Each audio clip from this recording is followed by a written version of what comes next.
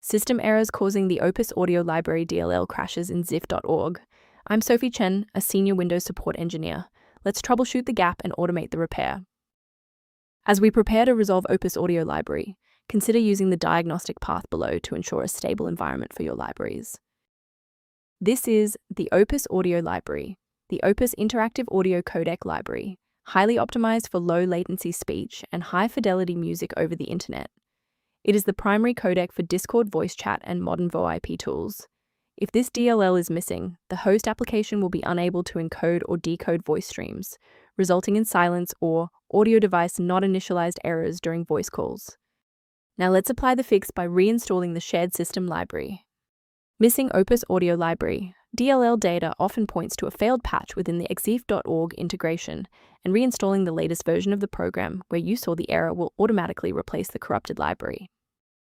If the redistributable repair didn't resolve the pop-up, the next logical step is to analyze the local environment for process conflicts.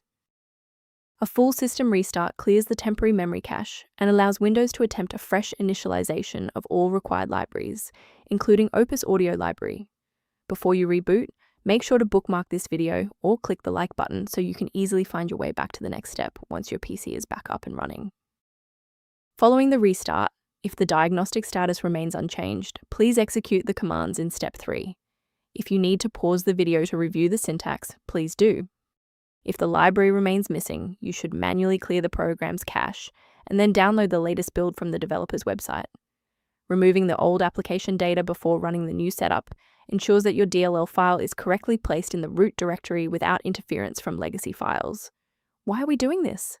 Well, many applications will try to use existing local data even after a reinstall, and manually clearing the folders forces the software to establish a fresh connection to its dependencies.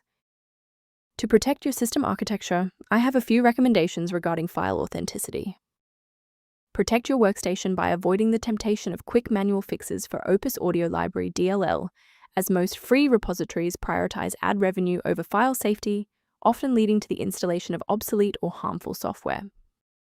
Instead of relying solely on manual updates, you can maintain your system environment using a professional maintenance utility. Streamline background processes by reviewing the maintenance utility linked below for Opus Audio Library. I'm Sophie Chen. If this guide resolved the DLL error preventing Opus Audio Library from launching, please subscribe for more verified engineering fixes.